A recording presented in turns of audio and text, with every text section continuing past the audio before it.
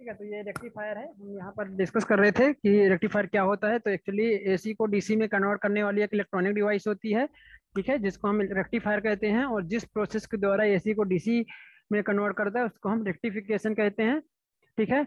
ये बेसिकली तीन प्रकार का होता है। एक होता है हाफ वेव रेक्टिफायर, दूसरा होता है half wave full wave centre tap rectifier, और जो तीसरा होता है फुल वेव ब्रिज रेक्टिफायर, ठीक है। और ये एक्चुअली सप्लाई सिस्टम के आधार पर यदि बात किया जाए तो सिंगल फेस और थ्री फेस रेक्टिफायर होते हैं, ठीक है। जैसे कि सिंगल फेस की बात करें तो single phase half wave rectifier, single phase full wave rectifier और single phase full wave bridge rectifier.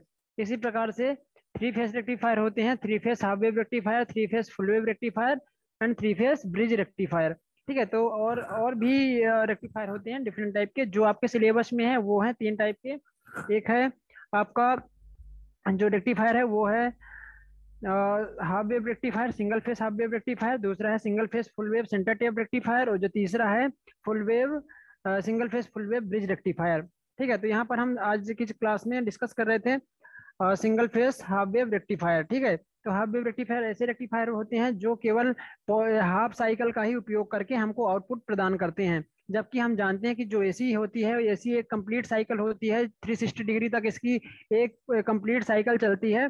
तो उस कंप्लीट साइकिल का सिर्फ पॉजिटिव हाफ साइकिल मतलब सिर्फ और सिर्फ 80 डिग्री 180 डिग्री का ही उपयोग करता है, और बाकी नेगेटिव 180 डिग्री जो हाफ साइकिल है उसका उपयोग नहीं करते हैं, ठीक है। इसमें इसका कंस्ट्रक्शन मैंने आपको बताया था कि इसका कंस्ट्रक्शन कुछ इस प्रकार से होता है कि इसमें एक ट्रांसफार्मर होता है जो कि स्टेप डाउन टाइप का ट्रांसफार्मर इस्तेमाल किया जाता है। जितनी भी इलेक्ट्रॉनिक डिवाइसेस होती हैं उसमें मैक्सिमम 95% जो डिवाइसेस बनी होती हैं वो हाफ वेव सॉरी वो जो स्टेप डाउन टाइप के ट्रांसफार्मर होते हैं उससे बनी होती है। मतलब मैक्सिमम डिवाइसेस में स्टेप डाउन ट्रांसफार्मर का उपयोग इलेक्ट्रॉनिक डिवाइसेस को बनाने में किया जाता है, ठीक है।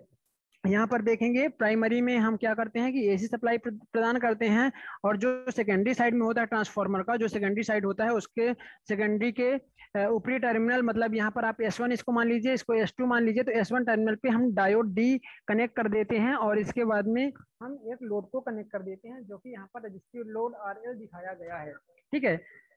इसके बाद में आप बताओगे कि यहाँ पर जो सेकेंडरी टर्मिनल होता है S1 उसको ऊपरी टर्मिनल को एनोड से तथा जो निचला टर्मिनल होता है उसको हम कैथोड से कनेक्ट करते हैं, ठीक है।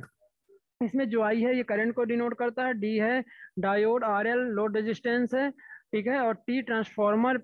जो यहाँ पर आप पॉजिटिव देख पा रहे हैं ये आपका क्या है, पॉजिटिव हाफ साइकिल है, ये आपकी नेगेटिव हाफ साइकिल है।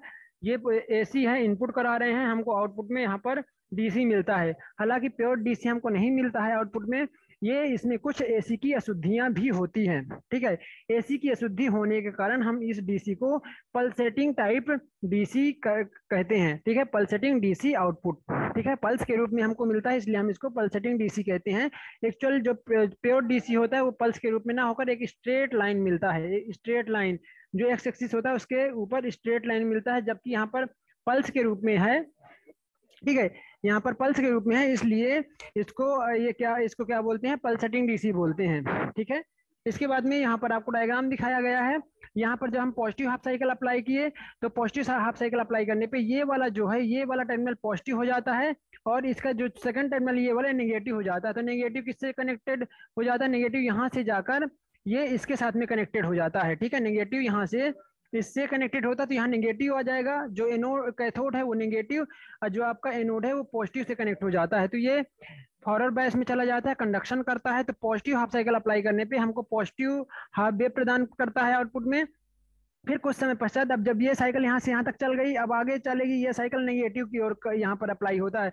नेगेटिव अप्लाई होने पर इसका अब ऊपरी टर्मिनल जो है S1 टर्मिनल यहाँ पर क्या होगा, ये अब नेगेटिव हो जाता है, और जो यहाँ पर निचला टर्मिनल होता है ये अब क्या हो जाता है, पॉजिटिव हो जाता है। इस कारण से ये पॉजिटिव टर्मिनल कैथोड से और जो नेगेटिव टर्मिनल है वो एनोड से जुड़ जाता है, जिससे हमारा डायोड में अपोजिट पोलैरिटी हो जाती है, ठीक है। जो बैटरी की जैसे हमने देखा था ना, अपोजिट पोलैरिटी में जो डायोड होता है वो रिवर्स बायस में चला जाता है, ठीक है। इस डायरेक्शन में हमारा जो डायोड है वो कंडक्शन नहीं करता है। तो इस तरह से कह सकते हैं कि जैसे ही positive negative half cycle apply होता है तो हमको आउटपुट में मैग्नीट्यूड नहीं मिलता, क्योंकि डायोड अब कंडक्शन ही नहीं कर रहा, करंट को यहाँ से फ्लो नहीं होने दे रहा है, एक इंसुलेटर की तरह काम करने लगता है। तो हमको यहाँ पर आउटपुट में बिल्कुल यहाँ पर आउटपुट प्राप्त नहीं होता है, जीरो हमको आउटपुट प्राप्त होता है, मैग्नीट्यूड जीरो होता है। ठीक है, इस तरह से जब जब पॉजिटिव हाफ साइकिल अप्लाई होते हैं तो हमको आउटपुट मिलता है, नेगेटिव हाफ साइकिल में हमको जीरो मैग्नीट्यूड प्राप्त होता है। तो इस तरह से हमारे जो डायोड होता है इसका फंक्शन होता है। ठीक है, तो ये सिर्फ पॉजिटिव हाफ साइकिल का ही आउटपुट में प्रदान करता है, नेगेटिव हाफ साइकिल का उपयोग नहीं करता है। इसी कारण से हम इसको क्या बोलते हैं, हाफ वेव रेक्टिफायर के नाम से जानते हैं। ठीक है, इस रेक्टिफायर का जो एफिशिएंसी होती है ये काफी कम होती है, full wave centre tap rectifier की अपेक्षा 50% कम होती है। Centre tap full wave rectifier की जो एफिशिएंसी होती है ये 81.2 होती है, जबकि इसकी एफिशिएंसी 40.6 होती है। ठीक है, हाफ वेव रेक्टिफायर की जो दक्षता होती है, दक्षता या एफिशिएंसी ये कितनी होती है, 40.6 40.6% होती है। ठीक है, इफिशियंसी से ही पता चलता है कि हमारे जो भी डिवाइसेस होती है उसका आउटपुट कैसा है। यदि इफिशियंसी का मान काफी कम होगा तो उसका आउटपुट में मिलने वाला जो भी आउटपुट होगा वो भी काफी कम होगा। ठीक है, और जिसकी ज्यादा इफिशियंसी होगी मतलब वहां पर मिलने वाला जो आउटपुट है वो ज्यादा होगा, मतलब ज्यादा अच्छी डिवाइस मानी जाएगी जिसकी इफिशियंसी ज्यादा होगी। ठीक है, ठीक है, तो इसका उपयोग हम वहां पर करते हैं जहां पर हमें एसी की अवेलेबल होता है लेकिन डीसी की आवश्यकता होती है, वहां पर हम इस प्रकार के रेक्टिफायर का उपयोग करते हैं। इस प्रकार के रेक्टिफायर का उपयोग, हाफ वेव रेक्टिफायर का उपयोग वहां करते हैं जहां पर काफी कम डीसी की आवश्यकता होती है।